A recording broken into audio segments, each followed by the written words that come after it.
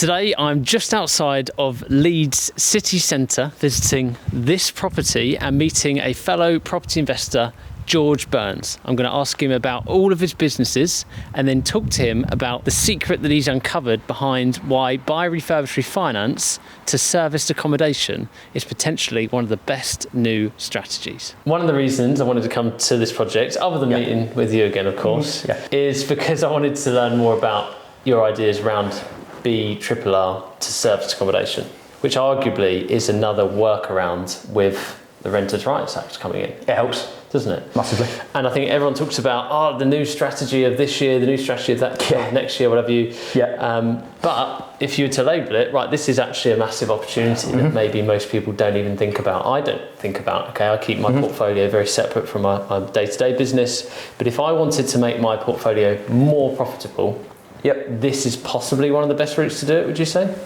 Yeah, I wouldn't phrase it as more profitable, I'd phrase it as it's more focused on cash flow. Got you. So whether you're buy to let or the portfolio there, and if you're incorporating this into it, you're still following the initial strategy. So you're still buying strategically, still refurbing the property, and then you're still refinancing it. It's that end of the triple I, if you'd like, where we're going, right, we're not going to rent it, we're going to change that exit of income. So it's just about boosting the income. However, you need to reverse engineer it, because you couldn't buy a standard buy-to-let in, I know you're sort of more southern than us, but couldn't buy a standard buy-to-let in there and then go, actually, I'm just going to throw it onto Airbnb or contractors and that'll work. So you need to be a bit more strategic in the initial stage.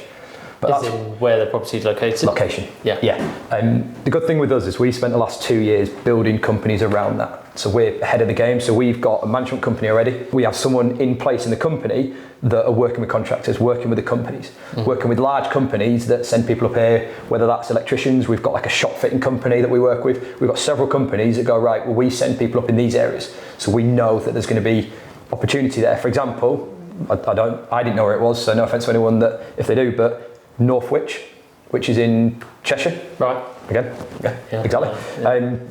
That was an area that we spoke to a contractor company. They said, right, we've got a huge project that's going to last 3 years. So we said, great. So at that point, we were renting properties to do. Now we're buying. So we've rented 5 over there, a couple for clients, a couple for us. We rent them all in. I'm making numbers up, but you'll get the gist. We rent all in for about 1,200. And we have contractors that have stayed there for the last year. They've just extended for another year. And our income is £2,500. So these each, we're making £1,200. If we were to buy, we'd be making £1,500–1,600. Yeah. Because obviously it's cheaper because not renting. So our goal now is to find where are these areas. And that's why we're looking at certain areas. We've just about to purchase, or clients about to purchase 2 in Crewe. Because Crewe, there's a development round there that we know that they'll be wanting it for 2-3 years. So if we were to buy, your mortgage, everything's the same in terms of mortgage, BRR, all of that's the same. But then you've got bills, which are roughly 400. So if our outgoings are, again, making up to a degree, 700, the rent's 1,000, we're making £300 profit. If we use a management company, it's 200, but we aim for 200–300. So as a rental, we're doing that. If we've got the same 700 cost, add 400 bills, because we have to cover council tax, or client does, then you're at 1,100 costs. If we can fill that with these contractors and they're paying us £100 a night, 100% occupancy, that's £3,000. Apart from February and the 31 days, but it's about £3,000 average. Well, if our outgoings are 1,100, £3,000, take off management fees. So again, make it all up because I can't be asked doing maths and it's too cold for maths. We're at 2,300, we're making £1,300 profit. So we've gone from the same house, we're buying it well, we're refurbing it, we've got a little extra cost of putting the furniture in there, so we need to take that into account, but we're going from making 200 to 300 to 800, 900, even 1,000 plus in most circumstances, with contractors that are locked in for a long period. A lot of people go, well, what if the contractors move out? Great, we can then just rent it, as we were going to do anyway. Or we keep it on and we look at other contractors in the area. So again, why it's so dependent on areas. So that's what we're focusing on. So we built out where the good areas are, what works. Then we've gone deeper into it, because round here, for example, will work, but if we targeted this area, contractors may pay £120 a night. If they're paying £120 a night, this is a £400,000 house. Your mortgage goes from 700 to double.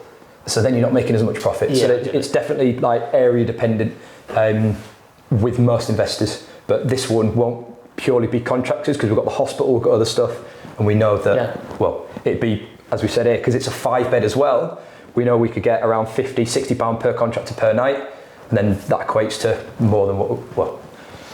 Yeah, big time. So I'm not doing the maths. I think when most people hear SA service accommodation, they're like Airbnb, Booking.com, like short. We can do that as well. Short stays.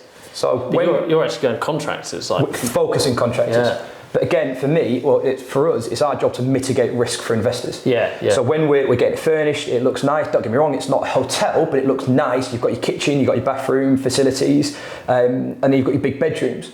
And it's so much cheaper than putting a contract in a hotel. So it works in that manner. So that's the focus. But if we go back to the example of we have 6 months contractors, they leave. If we've got a period of 3-4 months until we can find new contractors, you can still put it up on your Airbnbs. You can still put it up on certain factors. Again, this is why the location is so important. Yeah. So the beauty of this is we're just outside Leeds. As I said, we've got a very nice hospital that's very close. It's a nice area in general with a few nice restaurants and etc. So we know that even if we put it up online, we're going to get good nightly rates on Airbnb for people just wanting to stay over a weekend. Yeah. And it's a big house where it's cheaper than hotels. Yeah.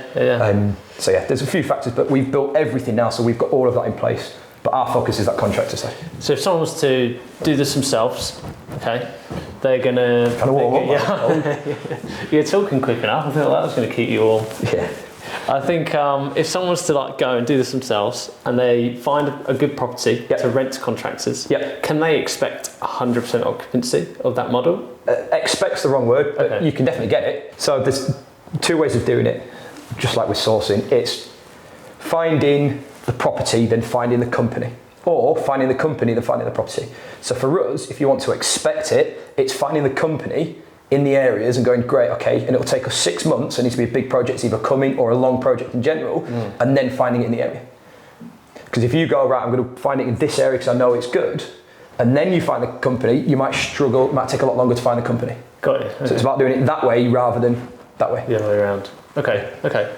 So, and then once you've met some of these companies you can work with, I guess presumably then they just want you to feed them more and more properties. Depending on the size, but yeah, we target, that's a very good point in terms of saying that, because when you find in the company you've got the relationship, then it's a matter of, yes, you can use that to scale. So like I've used Crew, for example. We've got 2 companies, because Crew's quite a nice area because there's a load of stuff happening around it. 2 companies, like we're doing a load of work, we've got 3-year, 5-year project. So we've got a huge demand. I mean, that's what all this is, supply and demand, isn't it? Yeah. So it's about, right, okay, well, we're doubling down on the area. Yeah. So we're buying at the moment with a client 2 4-beds. We're viewing next week 2 more houses, a big 3-bed semi with parking. So that'll do really well. And then another 4-bed that we're aiming for. So that, for us, is, so you've got 4-bed, 3-bed, 7. Not that bad at maths. Add the 2 4-beds, we're at 15. That's 15 contractors we can house for one client. If they're all paying £50 per contractor per night, and we've got 3 5-year contracts or 3 5-year of this development happening, that is securing. I mean, you can work out the maths. It's still following the BRR method. So you're still buying well, you're still refurbing, adding value, still refinancing. You're still building your portfolio to take account capital growth, increasing over time, and your equity and your assets go up. But then you're also creating cash flow that's 3-4 times normal ASTs. Yeah.